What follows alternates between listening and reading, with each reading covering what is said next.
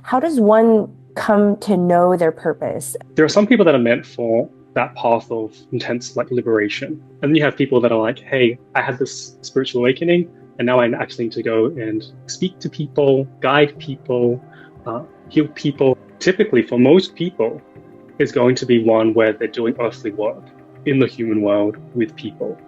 There's a human element to this lifetime. And especially in the spiritual spaces, there can sometimes be a disrespect to that human element because of the pursuit of some sort of transcendent experience or to maintain some transcendent experience throughout your lifetime. And there are parts of you that you do not know about yourself that you need to find in order to bring those forward. And by bringing those forward, then you have a better idea of your self knowledge, and therefore you will go towards your calling. The fear is the way, because these parts of you that you don't want to show everybody, that you don't want to reveal to everybody, are the actual pieces of you that you have to reveal to everybody. By bringing these pieces of you forward, you're actually not only able to walk your calling, but you're also able to impact people at a bigger level. People will get to the end of their lives and they wouldn't have pursued their calling, which is something that I'm sort of like wanting to ring the alarm. Joel, thank you so much for joining me. Thanks for having me. I want to kickstart this call with just maybe by you starting to share with us what you do, who are you, and where are you from? Yeah, so my name's Joe Uili. I am a philosopher. And what I end up doing, or what I've come to do, is helping people to understand what their vocation is in life. So, what their calling is, what they're meant to be doing. This often ends up coming through in the sense of a career path. And a lot of people in the world are now sort of waking up to the fact that, hey, I don't have to go to a 9 to 5 job anymore, but what can I do? And how can I pursue a path that feels like it's me, like it's meant for me? And so I Mhm. help people to connect into that and find that path and walk those steps so they can start doing it in the world. I'm actually from Australia, and I currently have this online community where I help people to do exactly that by unearthing what is called a career archetype, which is this energetic pattern that resides at the base level of our soul that can tell us more about what we're meant for. So that's sort of a really brief summary of what I do. Amazing. Yeah. I was enrolled in your class because it was one of those moments where I was having a moment of, just self-doubt. Even this is a very different kind of career that we're seeing emerge, right? This sort of unlinear, unconventional, far away from traditional sort of the 9 to 5 jobs. And we're seeing really like a need for this. And yesterday, while I was preparing my questions and stuff, taking notes, I actually did a little list of all the people I knew and how they felt about their jobs. And so I either put like a red Mm. mark to see if they were happy, a green mark for, sorry, a red mark for if they're miserable, a green mark for if they're happy, and like an orange mark if it's like somewhere in between. And Mm. the this survey came up to basically 50% of the people were not happy at their jobs. And this is just people Mm. in my life, right? And 50 people are okay with it. They like it. And that's a big number. 50% of people in my life who don't like their jobs, yet they stay in it. Yeah, there's this. Another thing that I found super interesting is that people are actually starting to verbalize it now. So they're no longer sort of holding it in, pushing it down, repressing it. They're instead coming out and starting to say, like, hey, I don't actually like waking up on somebody else's time. I don't actually like waking up and having to rush in the morning. I kind of just want to sit there near the window, take in the sun for like 5 minutes, just get some sunlight in, maybe have a nice tea rather than having to run out the door or quickly open the laptop, log in, make sure that everyone sees that they're online and that they're working hard. So people are really just starting to say like, hey, I don't want that. And other people as well, to their credit, are starting to express a different way of being in a different life. And so people are seeing that, hey, that's possible. There's a new way of being out in the world that's starting to come forward. What I think is another thing that's super interesting with this sort of new wave is that there are two sort of areas that traditionally have sort of been uh, not allowed to be pursued like vocally, and that's sort of like the creative space and the spiritual space. And so a lot more people are starting to opt into these paths that are sort of spiritually inclined, are creatively inclined, and are starting to actually see different approaches to walking it. It's not like a step by step, here's a degree, then you get the job. It's very different. Like you mentioned, it's non-linear for many people. But just that realization, I think, is incredible. And we're living in a really exciting time because a lot of people are starting to figure out how to do it. And then they're passing that knowledge backwards to other people. And those people are saying, oh, okay, I can kind of navigate that too. Hmm. And no one said it was easy, right? No one said that this new path, we're paving a new path, literally, that has not existed before, or that's very new, right? So it's not meant to be smooth and easy and this like delusion that like it's all supposed to be so, just rainbows and butterflies. I get some people sometimes where they'll get into the program and they'll be like, all right, so, 30 days and then I'll be, making six figures and I'll be very happy and I'll be able to pursue my calling. And I'm just like, not here, not in the way that I've seen it. They're going, especially if you are going to be walking a path that is more aligned and a little bit more, has more friction to it relative to what you're used to. Because when you start walking one of these paths, oftentimes a lot of the people in your lives, they don't really understand that kind of way of being. They haven't seen that approach work, and so you're not only coming against yourself because you have to start to step into who you really are, but you're also having to come up against parents, friends, peers, and Mhm. just even taking your own sort of perception of their judgment and just starting to navigate that. So there's a lot of friction that has to be worked through. There's a lot of what I call these becoming barriers that have to be overcome. So becoming barrier is these particular challenges that you walk as you start to pursue your calling. And so Yeah. you've got to pursue your calling in the face of a lot of adversity, or you start to say, oh, okay, it's actually moving in the right direction for me. Hmm. You obviously have went through it yourself, and you're somebody who has embodied your own career archetype. And now, it's very rare to come across somebody and, when you ask somebody what they do to say, "Oh, I'm a philosopher." You just don't hear that Yeah. anymore. It seems like a thing of the past, right? The Renaissance times or something like that. But how did you get to the point that you are now? How did you get to a point where your career, what you do is a philosopher? I find that fascinating. So I've always, and this is one of the interesting things that I've found just with working with so many people, that typically there are hints and clues as to what you're meant to be doing throughout your life, and it's scattered around, and a lot of figuring that out does require this self-gathering of this knowledge. In terms of myself, like I was always interested in the bigger questions. I was always like thinking about like, what is the meaning of this? Do we have to live like this? What are alternative ways to having a meaningful existence? Is there meaning? Right? I was just always sort of circling these different questions, but I'd never identified as somebody that had wanted to pursue these types of questions. And so it was always there. I just didn't know it. It's like your nose, like you can't see your nose, but then you look at your nose and then suddenly it's like, oh, there's my nose. So that was sort of going on for me throughout my entire life. But the sort of the tipping point was there was two sort of tipping points. The first one was walking across and getting my psychology degree in university and walking across the stage and receiving it and walking off and just thinking to myself, this isn't really what I wanted to be doing. This isn't my track. I don't want to be moving in this direction. So that was the first tipping point. And the second one was I ended up finding myself in this claims assessor role doing insurance, helping with this warranty program. And going and showing up to work, I just thought, this sucks. I do not want to be here.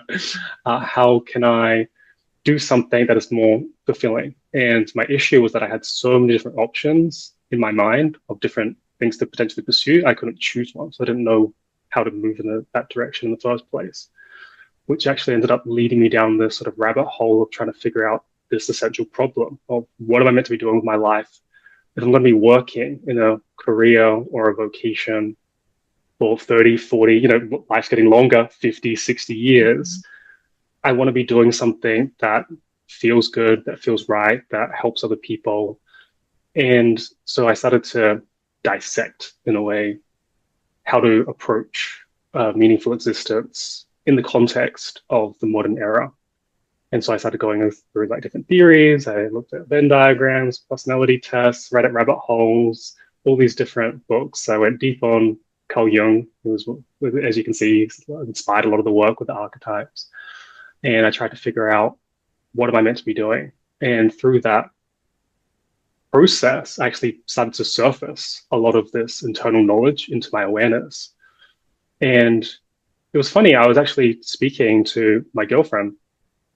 This was over half a decade ago, and we were just having a conversation. And she often would like throw out different names of different things that I could potentially do, and nothing surfaced, like nothing hit, nothing was like, oh, that's the thing I'm meant to be doing.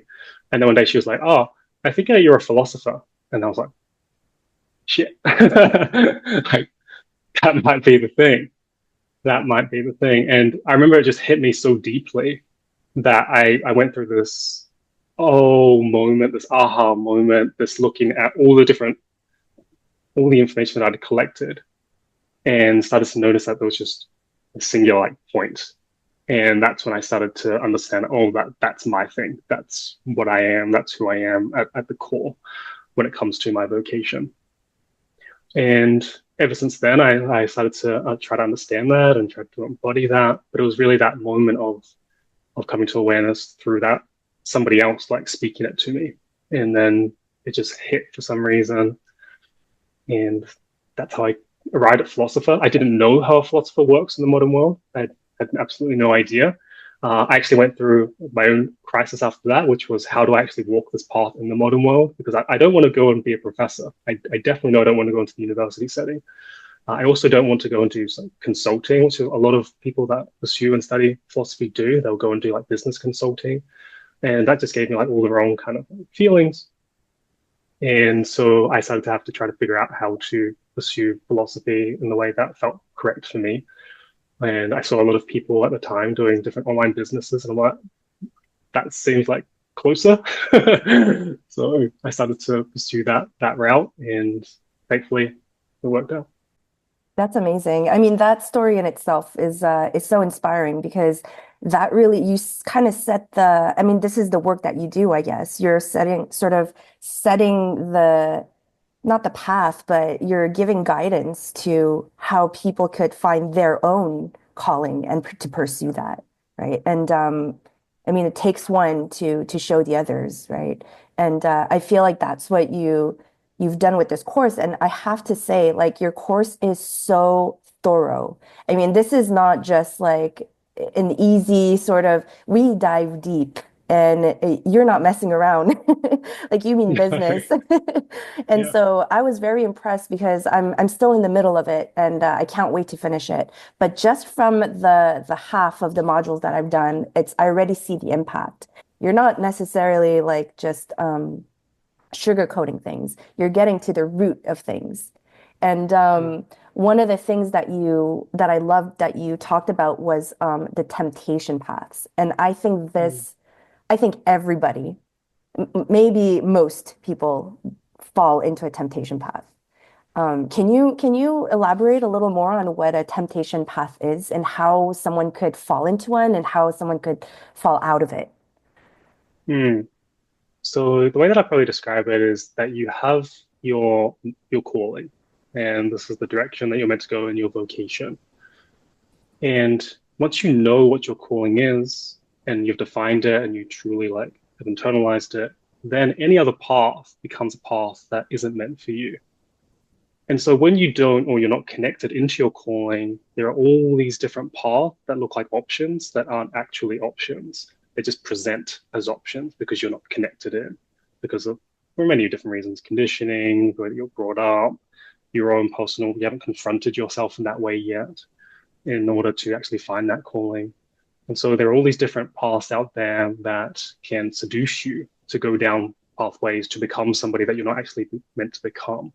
And this can be for all these different sorts of human desires. But when I talk about your vocation, what I'm really pointing at is your soul's desire when it comes to your work in this world and during this lifetime. And so when you're connected into your soul's desire, then you're able to properly pursue your path. But if you're not connected into it, then there are all these other different paths. So some examples of different temptation paths. end up that popping up are things like, oh, I'm going to pursue this because of status. I'm going to pursue this because of money. I'm going to pursue this because my parents think it's great. I'm going to pursue this because there's kind of an easy pathway, or there's a like someone's laid out the groundwork of how to go about it. So, for example, if a parent has like a family business, and there's like an easy transition into it, so it's frictionless. So there are all these different paths that we have to be aware of that aren't actually meant for us. And what I've noticed is that the main reason people walk down temptation paths is simply because they're not connected into themselves, which is why so much of the course that you're going through requires someone to collect that self-knowledge so that you can become more aware of these different temptation paths. Now, many people are already aware of some of the temptation paths in their life. Maybe they're already on a temptation path and that they know it, but it's really like identifying it and then getting rid of it so that you can properly connect it to your calling. So it's two main ones. The first one is the one that sort of hits sort of base level needs like security, safety, and that kind of thing. And the other one is when it kind of fits. This is a real danger zone where it kind of fits the thing that you're meant to be doing, but it's not the actual thing itself. So there's like components of the path in it, but doesn't have everything. So an example might be somebody that has a calling that is meant to be creative, but then they end up in graphic design and they're not actually meant for graphic design. So there's a component of creativity, but they're not meant to be a graphic designer. Maybe it's something else. Maybe it's more artistic, or just allows for more artistic expression. So that's probably how I'd describe it. When you're caught in one of them, I've been caught in many throughout my 20s. I tried Me so too. many Me jobs, so too. many careers, and for some I even had to go back to school for. And that's really not ideal for a person like me because I just don't like school, period. So I had to go back to school several times to try these different careers. And um, it pulls you in, and that's why it's called a temptation path because it's tempting. You have an idea of what it's going to be. So it's like expectations versus reality, essentially. And you get to the reality part and you're like, oh gosh, what have I done? Did I just lose like 4 years? Um, Mm, but no, I don't think you lose. I don't think you lose 4 years, right? I mean, I mm, remember in one of your videos you said that these all are part of your experience, and it's going to come in useful for the actual path that you're supposed to be on. It's nothing is lost, right? mm. Yeah, so there are definitely different components that you can take along with you for the ride. And if you've gone through particular experiences, they will be useful later on. And so nothing is ever lost or wasted in that way. However, it is my sort of view that if like because you'll get these different like hints and clues and things like you mentioned, there'll be like a subtle thing popping up. It's like, hey, you're not meant to be here. Hey, you're meant to be somewhere else. You kind of know this. Hmm. And then obviously if you're in a path that's really like painful, that gets really, really loud and really, really obvious. And sometimes it's actually better to be in a path that's really, really painful because it pushes you to shift. Hmm. Whereas these kind of really subtle signs cause people to not shift and they end up staying in these paths for very long periods of time. Um, but when it comes to not being aware of it, what that can often mean is that people will get to the end of their lives and they wouldn't have pursued their calling, which is something that I'm sort of like wanting to ring the alarm bells on and be like, Hmm. hey, those little thoughts, like be aware of them. You said in one of your Instagram posts, spiritual awakenings will disrupt your career path when it's not the one, asking you to believe what you witnessed by having the courage to leave. Yeah, can you speak on that? Did you have a spiritual awakening as well? Yeah, so I definitely did.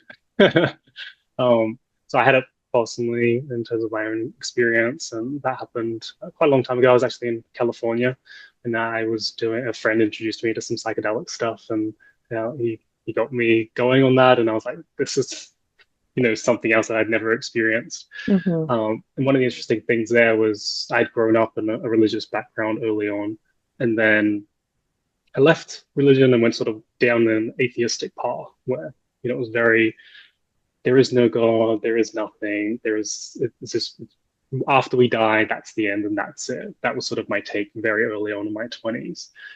And I was introduced, like I mentioned, to a friend who introduced me to psychedelics. And that was when I think that was the first time I was like, oh, okay, what is going on here? I am not aware of reality as in the way that I've defined it in my mind is Hmm. not how it actually exists. And that obviously caused a lot of different questionings. So it was more of a crisis, the way that I experienced it. It was just chaos going off Mm. everywhere. So that was sort of like the first point of it. And then the second point of it was I ended up doing some work with a mystic, and she introduced me to certain like how to access that space in a way that was more sort of like deliberate and conscious. And that was sort of like the same domain. And so I saw like this interaction between two, one that sort of just arrived to me through a person, and another one where somebody did work with me that I was actually able to connect with that stuff. But I kept that very, very private. I kept that to myself and didn't really talk about that in relation to vocations. It wasn't until I started talking uh, about just paths and sort of the way in which paths can navigate, because I saw it was quite different from the way that it was described. And so I started to share that. And then I started to basically bring in people that had gone through different spiritual awakenings. And they started to tell me, like, hey, I went through a spiritual awakening. I can no longer do my job. What is going on here? And it would be like 2 years past, and they'd been like sort of like going through the motions, and it just wasn't working. And I just had so many people that had gone through their own personal spiritual awakening that I just started to say, okay, there's something like really here, and it's not just me. And I need to start speaking on how people can navigate this. And so that's why I started talking about it, and why I started sharing information on how people navigate it. It's quite different. There are some common themes. Like one common theme is like the intensity of how bad the work is like really in their face. It's like it's not just pain. It's not just like slightly painful anymore. It's like really painful, and it just like comes right to the forefront. Another aspect was that it's not just their vocation. Typically, their career comes last, and it's like health gets hit, relationships get hit, their whole like worldview and the way they see the world gets hit, and they have to like completely reorientate how they see themselves and their place in the world. And then once they start to get like a little bit of stability, then it's like, okay, now I can start looking at this career thing or like earning money. So that was another thing that would often show up. Uh, there's others, but yeah, so that's why I started to talk about it more because I saw a lot of people that were suffering through it, and there wasn't any sort of clear map as to how to navigate it. Mhm.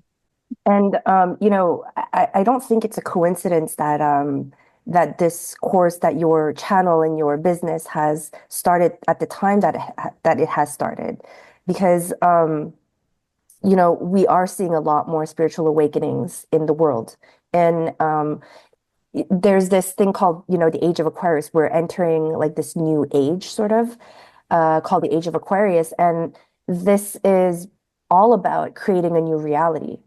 And so the old paradigm, it seems like it's sort of not dismantling, but a lot of people are starting to see new possibilities, new ways of living, of working, and that it doesn't have to feel like you're in a prison, because that's how I felt Mm, for most of my jobs. I felt like I was in a prison. The cubicle would feel like a prison.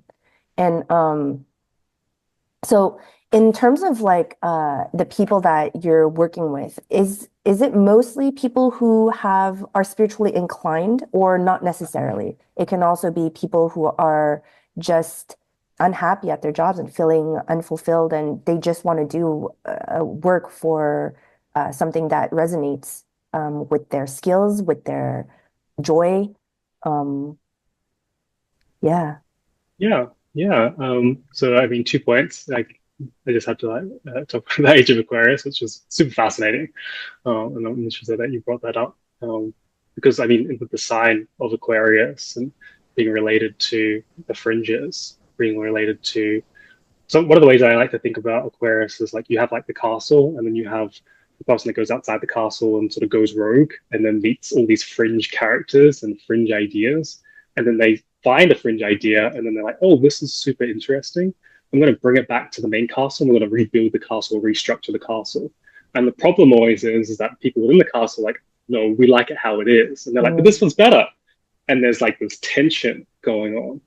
So I definitely have seen that with careers because there's like, hey, this is how it is, and some people are like really trying to make sure that it stays how it is. Like, hey, everyone, come back. to the office. We want to return to how it was pre-pandemic.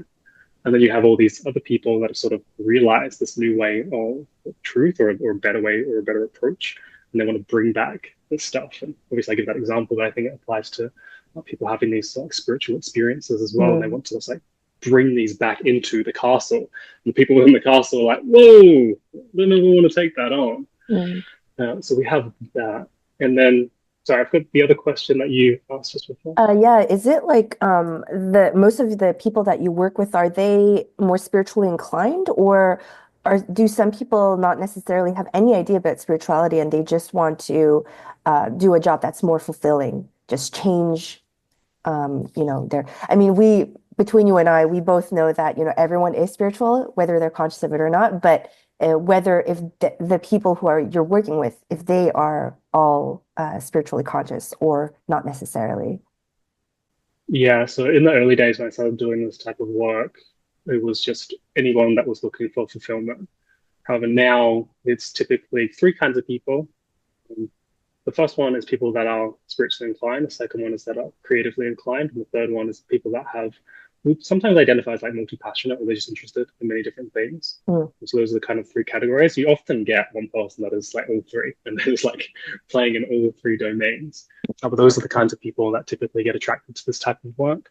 One thing that I found really interested though has been that some people that are interested in many different things, who have disregarded spirituality and they've pushed it aside, they'll get into this kind of work, and I just ask them to just like taste it, just test out some of this type of stuff, and then they start going down the rabbit hole, and then they start getting really interested in the spiritual side of things. However, in the beginning, it was more just like, hey, I just want to be or bring some more of my interests together in my work life.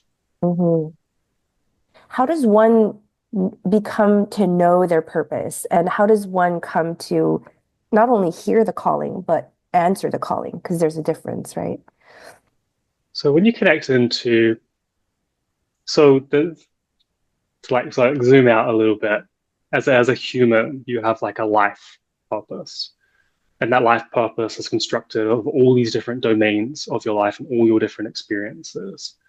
So your relationships, your work, your own personal uh, understanding of yourself, your own personal connection to your soul. You're also your connection to the divine, which is like there is no self, and like that just disappears, and it just with this all. It's very hard to describe. It's just this all thing. So there are all these different facets of your own personal life purpose. And so that's sort of one like way of viewing it. When we're talking about your calling, or the way that, at least the way that I talk about it, is I typically connect it with the vocation. Like, what is your life's work, and what does that look like? But we do have to accept that there are different elements around it uh, as well. The way in which to connect in with your calling is, and this is the way that I've found it to be true with all the people that I work with, is this understanding of self-knowledge. And that's why I will typically harp on about it. Now, that can sound a little bit like, okay, self-knowledge, I kind of know myself, but the sort of approach that sort of strikes me, or like just keeping this concept in mind that can help to explore this concept, is that there are parts of you that you do not know about yourself that you need to find in order to bring those forward. And by bringing those forward, then you have a better idea of your self-knowledge, and therefore you will go towards your calling. And so one of the ways to ground this idea into some like practical exercise, one of the questions I asked in the course is like, what's your favorite movie? And who's your favorite character within that movie? And the reason I ask this is because there's a reason that you resonate with certain things. And if we're thinking about a movie or a favorite character, there is something within that character that is also within you. And so there's a relationship there.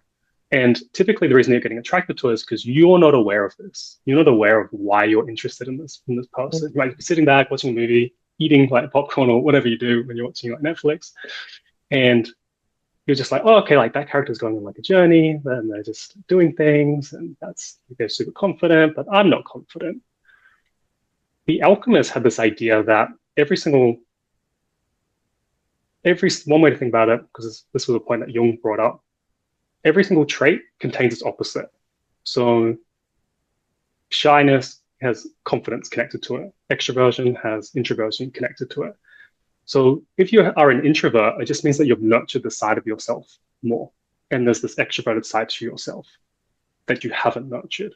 Now, he would talk about it as like more of like an inferior function. If you've like repressed it down, you push it away so that you're not using it, but it's still in there. And so there are all these different components of yourself and ways in which you identify with yourself that you've said like, hey, this is me. And yet there are all these other facets of like, hey, we also want to be involved in your life. Now, what I've noticed that as people pursue their calling more and more, is that these different facets that are hiding need to come forward more and more.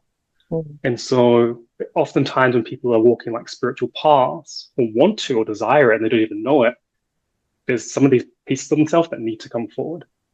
And that's the friction. That's why Jung would say like, can't remember the exact quote, but it was something like the fear is the way. Because these parts of you that you don't want to show everybody, that you don't want to reveal to everybody, are the actual pieces of you that you have to reveal to everybody. And not only that, is that those pieces are often have like more of a potency to them. They have like a more of like this. There's more like a magnetic quality that draws people Mhm. on in by bringing those pieces of you forward. So by bringing these pieces of you forward, of yourself forward, you're actually not only able to walk your calling, but you're also able to impact people at a bigger level. And that is hard to bring those pieces forward.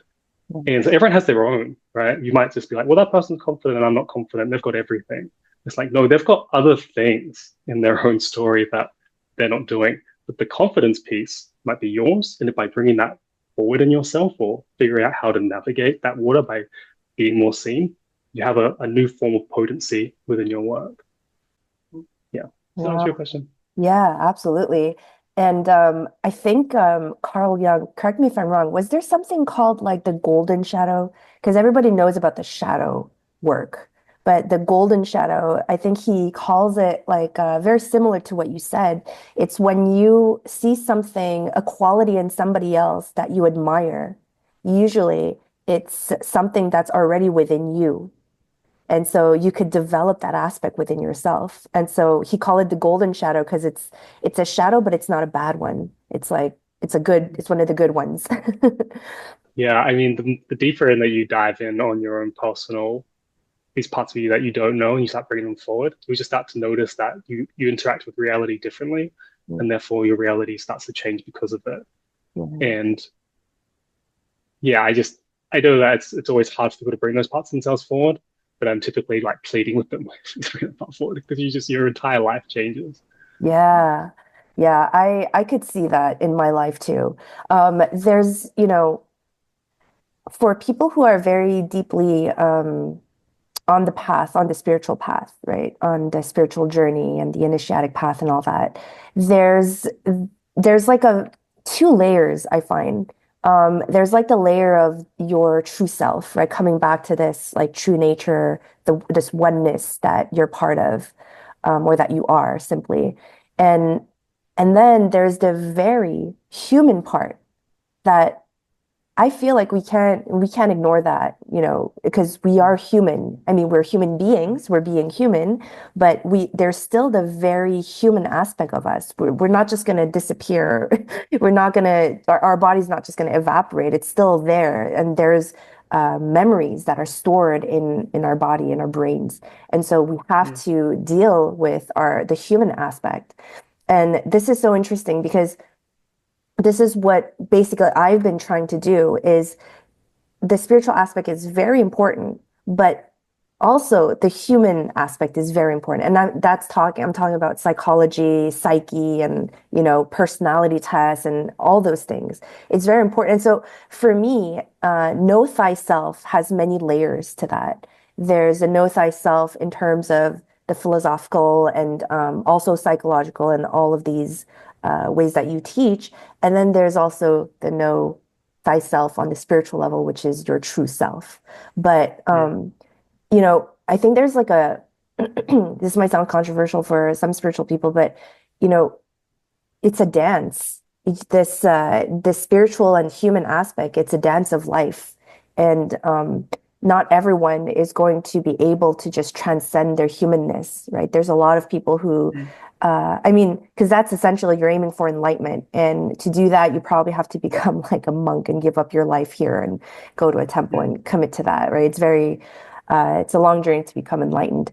But but right now we're at this shift in the world, just like we're entering this age of Aquarius, where it's just the very beginning of this mass awakening, where it's an incredible phenomenon. It's everywhere around the world. People are just awakening left and right. And there has not been more awakened people on Earth than right now in the history of humankind.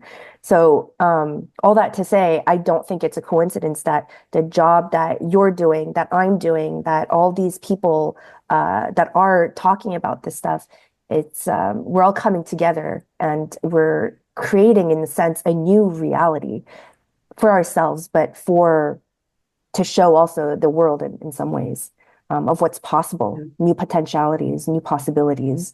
We're not stuck. We're not victims of the past, you know? I really like that point. I really like the point that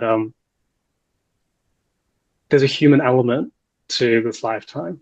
And especially in the spiritual spaces, there can sometimes be a disrespect to that human element because of the pursuit of some sort of transcendent experience or to maintain some transcendent experience throughout your lifetime.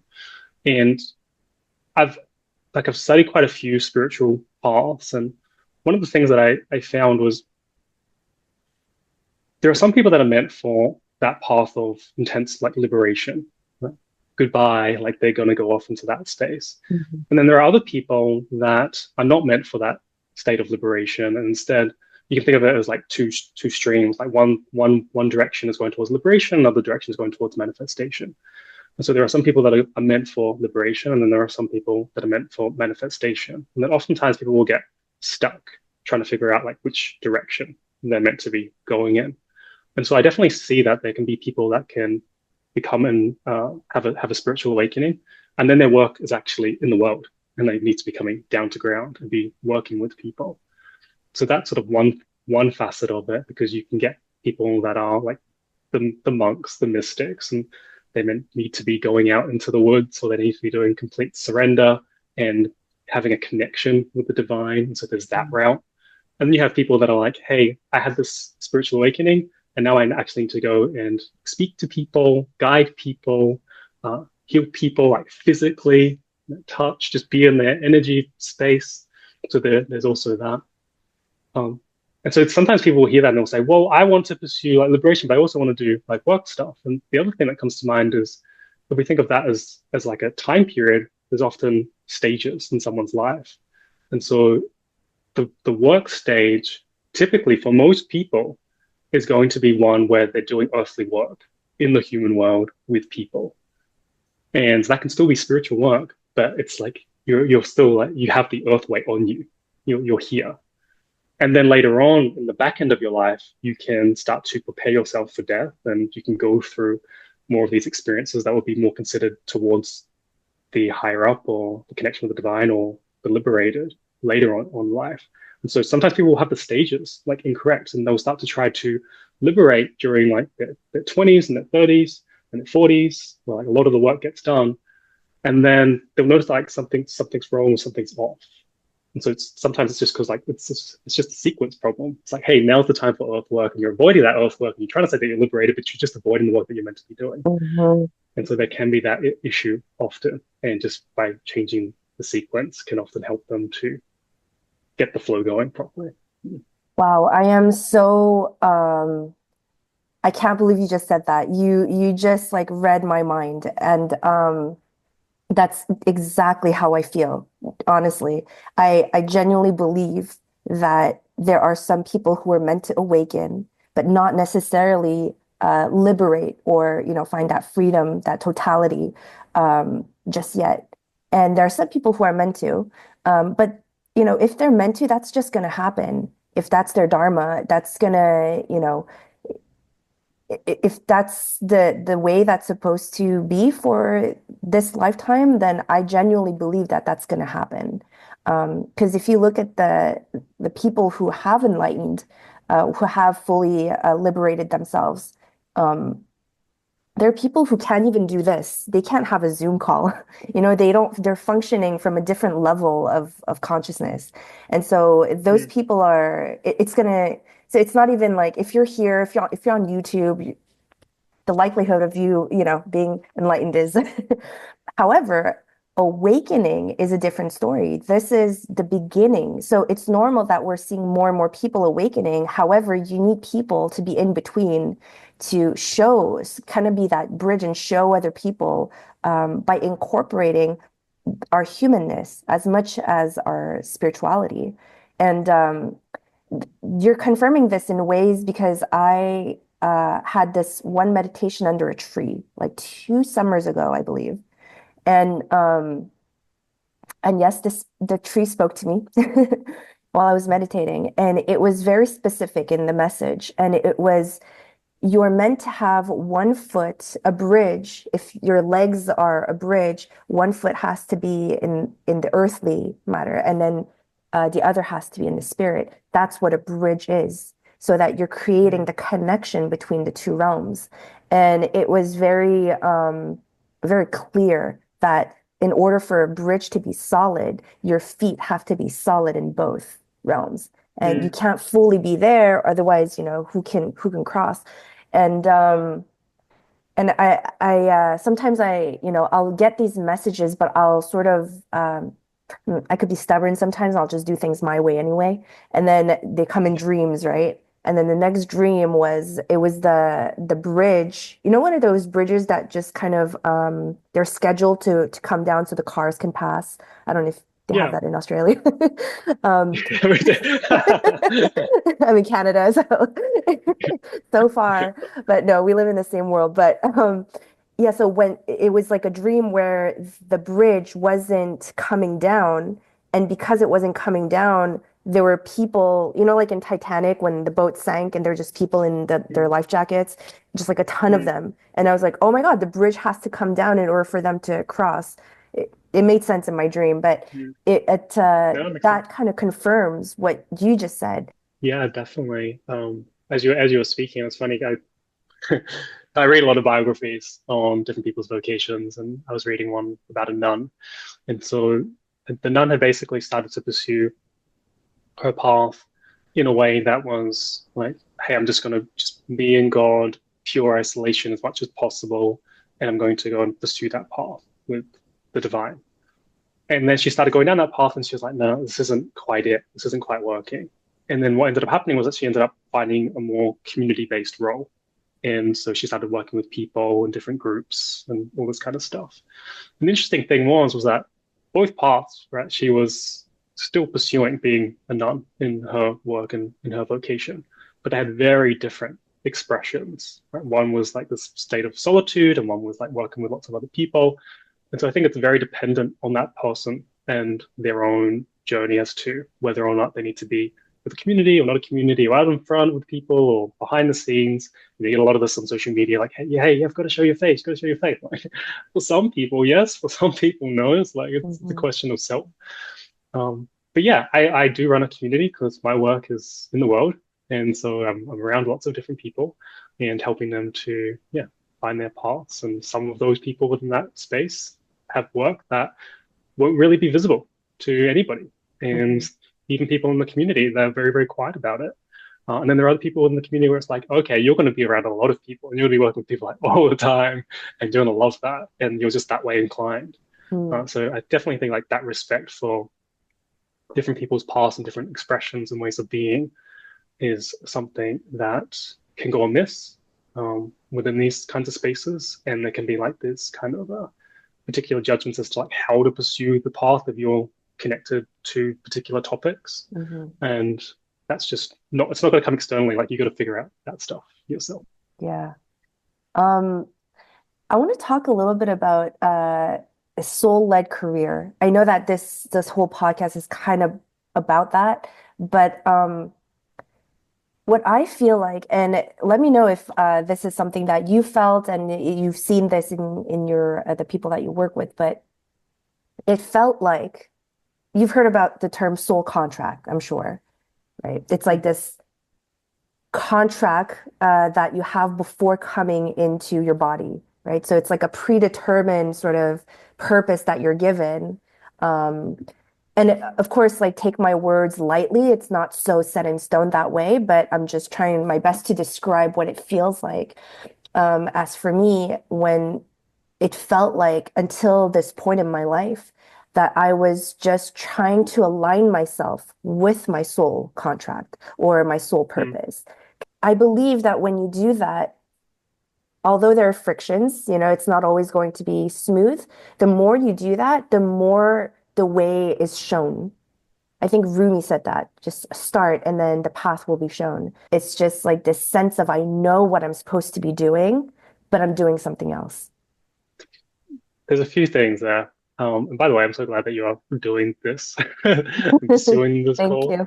you. Um, so there's like this instinctual facet of yourself that needs developing as you start to pursue a soul-led career. The way that I specifically would talk about it, it's like you become like a sniffer dog, and you have to start to like smell your way around things. You've got to get a feeling for it, an instinct for it, and you have to figure out what that looks like for you. Might be like small like drop-ins of like knowledge and like things like, hey, you're meant to be doing this thing, and then that's the part of you that you normally neglect. Like you've got to like nurture that part of yourself.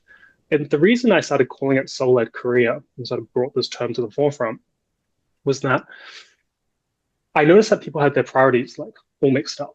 And the way that I would typically describe it is to just give it like more like simplistic, easy to understand view. And it also helps me to understand it because it's like easier to understand with that simplicity.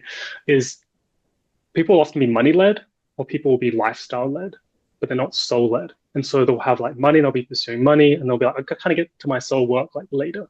Well, hey, this particular lifestyle that I'm living, I'll get to my soul. So they're always putting other things at the forefront. So by saying soul led, we're bringing that part to the forefront. It doesn't mean that money is important or a need for your life. It doesn't mean lifestyle isn't a need, but it's not the main thing. It's not what you're here for. It's not what your work is all about. Like the soul has to lead at the forefront. And the way that I would typically describe the soul is this is this divine part of you. It's the real part of you. It's the part of you that you're still coming into awareness. And by bringing that to the forefront and leading with that, that will naturally start to guide the way, which sort of overlaps with that quote that you mentioned with Rumi. But bringing that part of yourself to the forefront, and you'll get that more of that instinct, and won't be able to figure out your way through the forest. And that can be really difficult for people to bring that to the forefront, which is one of the reasons I'm like burn temptation paths, get rid of them, because what that will often do is it will reprioritize things. We'll bring that soul to the forefront and it will say like, hey, that money path that you're on, you know that's not correct. Yeah, I know that you know that you're hearing things or like you're feeling things in your body every time you go to work, and that your body just like either wants to numb or you just get pain. You know it's not right. Get rid of it. Let's bring this to the forefront. It doesn't mean it has to happen overnight. Doesn't mean even has to happen in a year, right? It can be the slow unfolding of things, but you do have to make it the main thing, and then you've got to like pour more of your energy into it. So it Hmm. sounds like you are bringing that to the forefront, and that's only going to like inform you more and more of your path. And I know that when I brought it to the forefront, like it was very difficult. I kept pulling it back, and then other things would pop up, like, hey, you got like bills, and hey, you got all this other stuff that's popping up. And I'm gonna put it to the forefront. And I constantly have to like tussle with that, but that's how to pursue it. Yeah. Yeah, and this is why the human aspect is really important, right? Because the human aspect is you could either make that your enemy or you can make that your friend. And when your humanness becomes the resistance, then it's going to be harder. But once you've discovered yourself with the exercises that you teach, you get to know yourself better and you're able to navigate and you're able to cooperate with your soul. And it just kind of creates this sort of more of an effortless path, like a path of least resistance that way. Oftentimes, when you end up going through like a period of change and you bring your soul to the forefront, it's that you have to go through like this identity dissolution. Some people would call it like dissolving the ego, and you've got to like break that all down in order to like re-expand yourself. And one of the things that is super useful when you go through that process, and something that I don't really hear talked about, is that people often need to re-solidify their ego post dissolving it. And so the reason for that is because like you bring your, let's say you bring your soul to the forefront and you've reorientated yourself in the world. Then you have to protect it again and go through a period of protection. And that can be like a couple of years or something. And then after going through that period of protection, then you might be ready for like a new transformation and you might have to like break it down again and whatnot.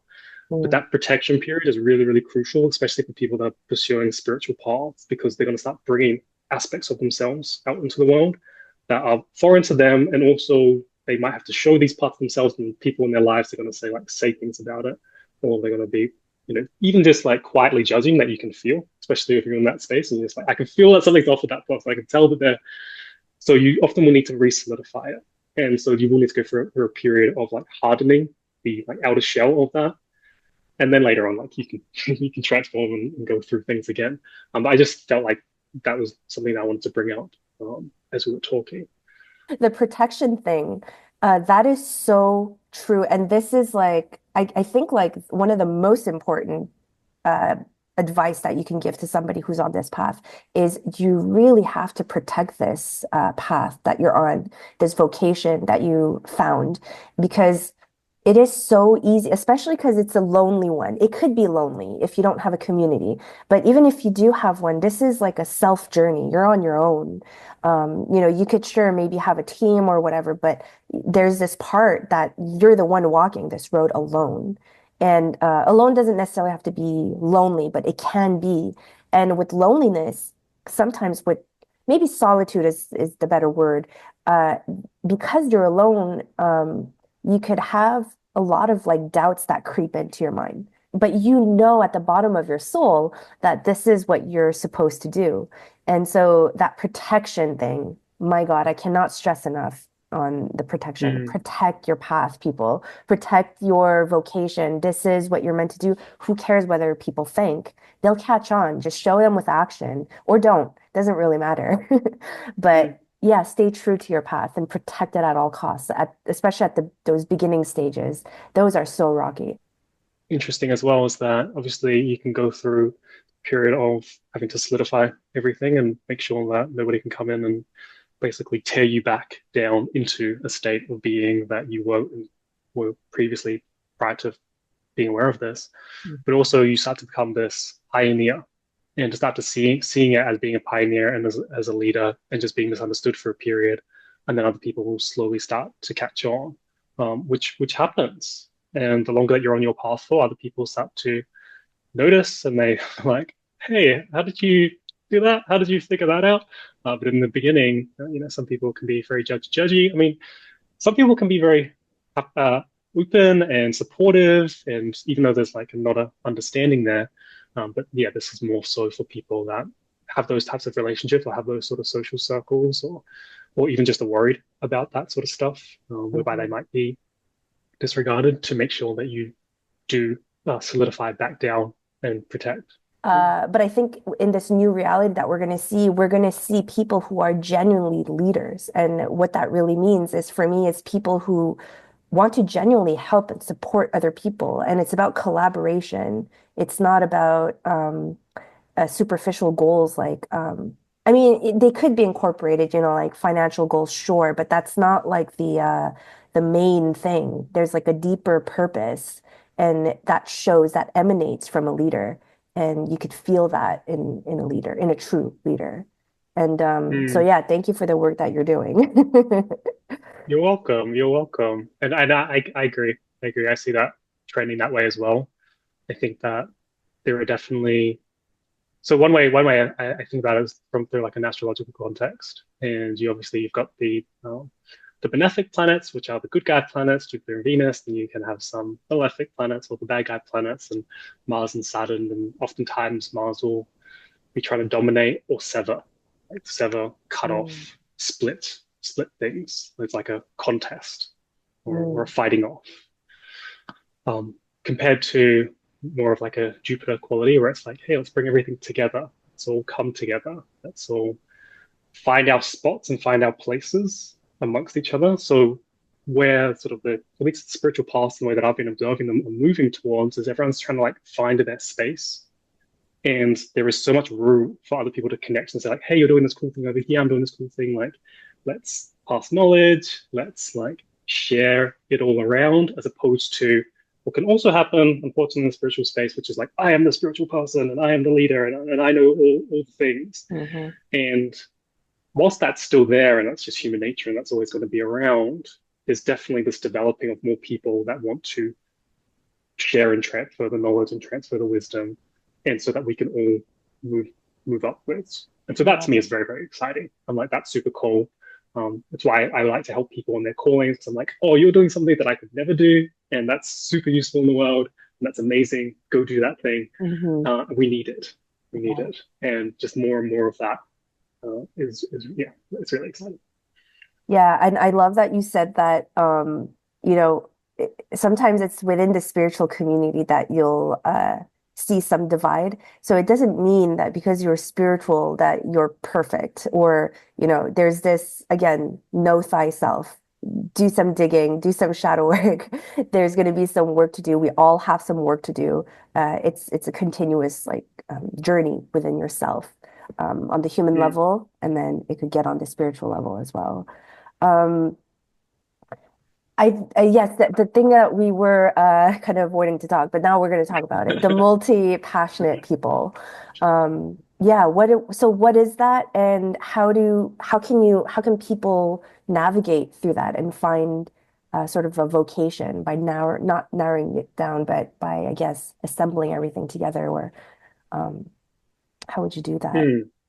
Yeah, that's a really, really big question in terms of multi-passionate people. People that are just have multiple different passions. They have multiple different interests, they have multiple different curiosities, they get pulled in different directions, and they just, say, for example, one day they really enjoy knitting, maybe they go for a period of enjoying knitting, and then suddenly they get super into wanting to read all about Dion Fortune, the cult philosopher, and they're just like wanting to read all of her books.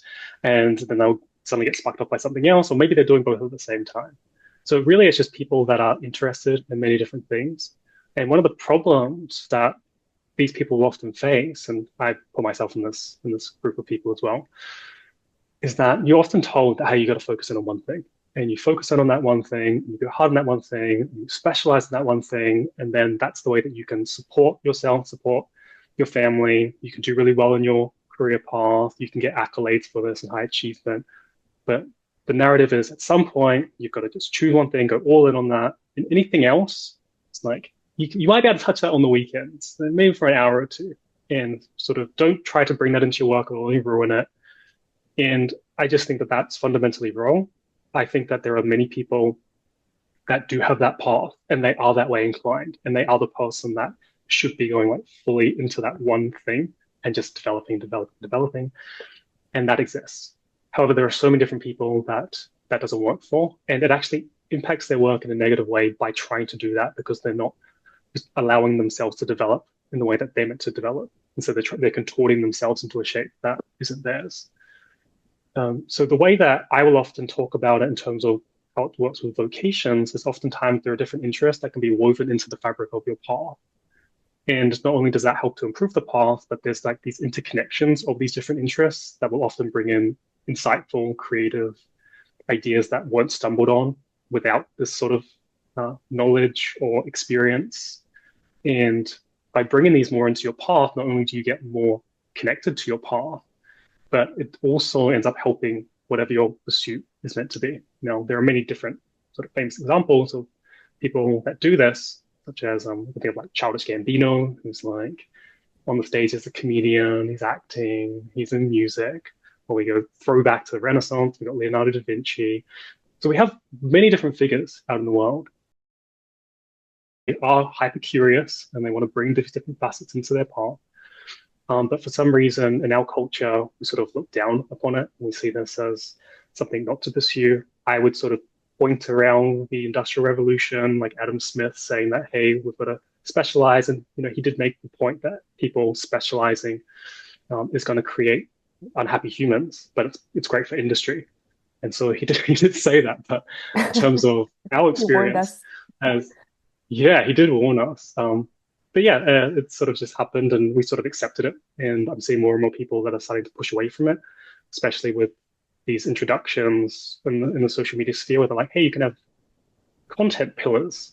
It's an attempt to try to bring in more than one facet of a person into Mhm. their public expression and their public visibility.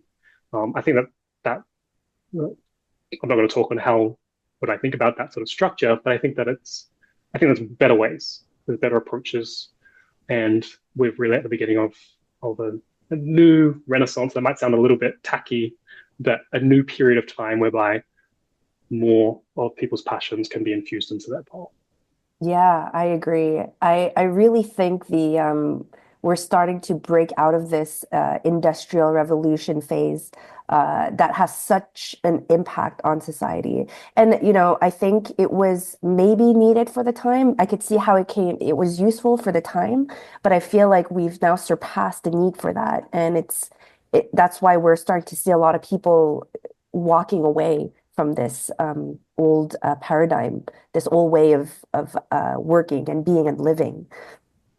And I think we're seeing it more and more with the newer generations as well. Like if you look at the Gen Z, it's a different breed of people. These guys Mm, they are just, they know, they're like not settling for what they don't want. And of course, there's some pros and cons to that, but in the corporate world, you hear stories all the time, like they miss meetings, they just don't care.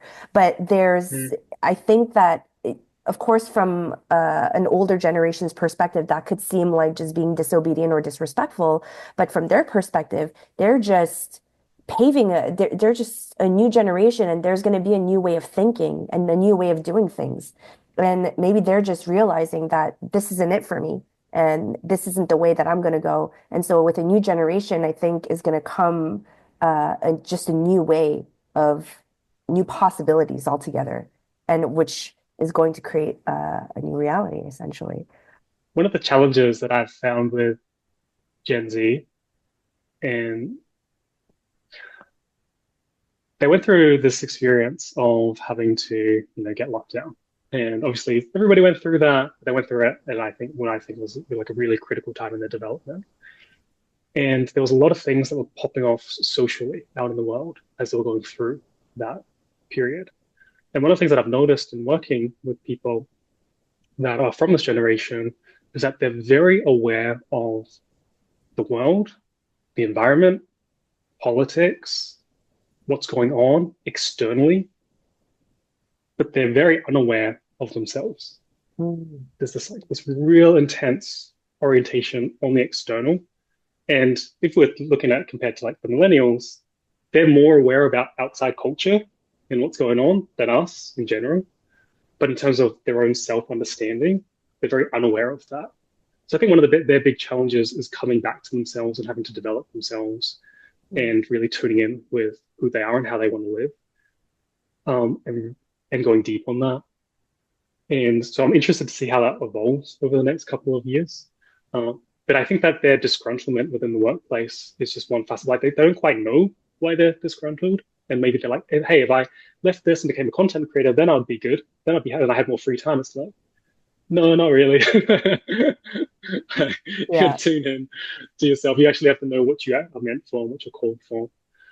So I think that is like an ongoing thing that's developing. And so, yeah, I think we're going to see that over the next couple of years. I mean, that's just Gen Z. Wait till we see Gen A. I was thinking about what's going to happen with not only Gen A, but the future generations. And I think that one of the things that is in relation to careers and vocations that pops up is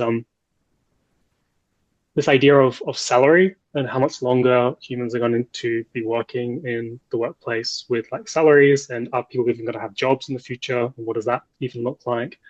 So a lot of people are sort of citing this as some sort of utopia, and in many ways I think that it will be. It will have so many great elements where people start to actually disengage from the workplace and start to pursue other things, maybe creative pursuits, whatever it is. But there is this element of humans needing not to do work, but to pursue some form of development, some form, we can call it developing their soul. Mm. And so that's always going to be there. And so interestingly, I think that even if money disappears and there's some sort of like universal basic income that's spread out throughout the world, the need for a vocation and a calling and your own spiritual progress and your own development of your family, just going to be new problems that just come more to the forefront, and people are going to have to look at, and that's what's going to take up the majority of their time. And so I think with this younger generation, it's going to be interesting to watch how that works, because then they're going to start to pursue things potentially, whether it's the Gen A or a younger generation, outside of just things that we just take so for granted, and we're so used to seeing like a 9 to 5 workplace. It's just might just be on the disappear. Yeah. This is another quote that I really liked of yours. And this is all from your Instagram as well. Um, Creatives won't need to apply for jobs when they can create their own. Maybe one last thing before I let you go. Um, you mentioned psychedelics earlier. Is psychedelics something that could help others in finding their soul career or their career archetype? If the intention is there, is this something that you, not to put you in the hot seat, but is it something that you could see helping other people? And what is like your general thought on psychedelics? I think it's a great thing that it's getting so popular in terms of helping people with their careers. Like yes and no. So the reason I say I'll start with like the no first is because oftentimes I'll work with people who have done all the things. And what I mean by that is they've gone and worked with shamans, they've taken the drinks, they've taken the mushrooms, they've tried all these different, for use of a better word, elixirs. And they might have done like lots of traveling as well. That's another thing that a lot of, especially spiritual seekers, they might go to a country, like India or Bali, and they'll want to go and experience something that will inform them on their path. And I've just had so many people that have tried that and come to me post doing that and said, like, I still don't know, or I'm still confused. I remember I worked with one guy, and he said that he just spent it was like 90 days in a silent retreat with the intention of understanding his career path. And he just left and felt like really connected to himself, really connected. Like, so it's not like bad or it had like negative effects, but he wanted to know what his thing was, like what his career path was. And he left that being developing more of himself, but he didn't come out with a clear answer. And so when I ended up working with him, I ended up just resurfacing in a material. And then he was like, oh, I'm really into photography and I just forgotten that piece of myself. And so he didn't need to go and have one of these spiritual experiences to find that out for himself. Instead, there was a different approach whereby he could do that. So in my experience, a lot of people will go out and try all these different um, experiences, and then it doesn't give them the answer. And that's might be like a bias because of the kind of work I do. And so some people that have fun, like, why would the person who has found the answer come and see me afterwards? Like they've already found the answer, they're moving on. So there is that like bias there. So I don't have the information from those people. In saying that, I have also worked with some people who have gone through what I call this unearthing process, where you unearth your very own career archetype, which gives you the sense of conviction as to which direction to go in. Who have during the process gone and done mushrooms, ayahuasca, and it seemed like it was a really important part of that process for them. And by doing that, it didn't necessarily give like the name or the answer, but they knew that they were heading in a direction that was correct. So it was just sometimes it's often described as like a feeling or a body sensation. And that has definitely happened. We had someone in the space recently, her career archetype was a La Bruja, which is Spanish for witch, but it has roots Oh, yes. in the Spanish heritage. And she had to go through an ayahuasca experience in order to connect with that facet. And that was just for her. Like, not everybody does that within our space, but it was really important. Like, I could see when I spoke to her, I was like, this is really important for your unearthing process. And so there's like a nuanced answer here. It's like kind of sometimes for certain people, yes. But lots of people that I've seen didn't work. And the answer was actually more direct. And by going out there, they're actually moving away from confronting the things that they needed to confront. Mm. I love that answer because that I have to say that plant medicine isn't a way to bypass anything. It's not a way to bypass unearthing your career archetype. It's not a way to bypass the hard work that needs to be in place in order for you to get on that path. And for me personally, it was a confirmation, and it was a very loud confirmation. And it gave me one answer for 2 nights, and it was, you need to get the hell out of that job. And it showed me, mm, I knew that I needed to get out, but I was hoping for more, but they just stayed on that one subject and they showed me how it was affecting me and how it was so much worse than I thought it was, mm, the effects that it was having mm, on me. So it was almost like, forget about what you need to do. This is the urgent step that needs to be done. You need to get out ASAP.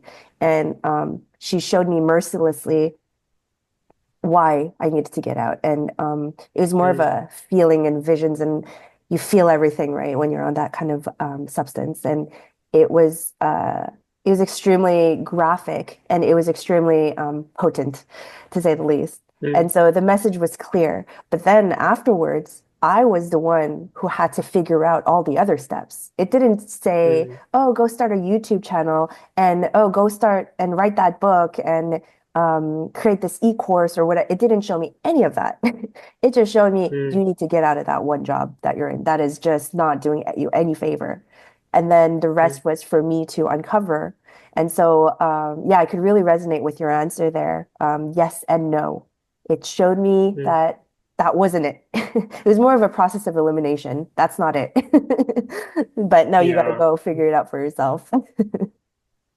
yeah, yeah. I mean that's super instructive. It's super instructive because then it does give you a clear answer in a way. So it's like, no, Yeah, it not was anymore, very leave. clear. Yeah. But I'm not going to tell you how. Exactly. That's for you to figure out. Um, Joel, I before I let you go, I want to know if you have anything you would like to say to your community and to mine, the spiritual community, or anybody who's just looking for a new career, to change careers to one that is more fulfilling, one that could bring them joy, and that is possible. Do you have anything that you would like to share? Yeah, I mean, I think you said it just then. Like, it is possible, and anybody that's telling you it's not possible, probably isn't walking their path, and that's where that's coming from. They've probably sacrificed certain pieces of themselves for something that is, like I mentioned earlier, money led, lifestyle led, and maybe even at one time they tried and they're just passing on stuff that didn't work for them or their potential pain. But it is absolutely possible. Um, it's not easy, so don't. That's also quite true. It's not easy to find your path, and it's also not quite easy to walk your path. But it's absolutely possible, and you can get the support that you need. Whether that's with me, whether it's with other people, there are people in the world that are able to support you through that process. And so, knowing that, I think, can give everybody that's wanting to change hope. But the process is self knowledge and gathering that self knowledge and becoming aware of that self knowledge. And so, if I had any recommendation to anybody that's trying to figure out what their path is, it's you need to go and gather self knowledge. That's beautiful. Thank you so much. And anybody who's watching, I really recommend this course. If you're feeling lost, if you're having doubts about your path, or if you just want to altogether switch paths, this is a course that could literally change your life. And I wouldn't have Joel on if I didn't believe in this. I have done it. I am doing it in the process of it, and I can already see the impact that it has on me and my own career. So, Joel, thank you so much for being here and for doing what you do. I know that there are so many people who could benefit from your course and your knowledge and your expertise. So, thank you so much for your time and for sharing your knowledge with us today. Thank you for having me, and I'm excited to watch your path unfold. Just at the beginning. Just the beginning.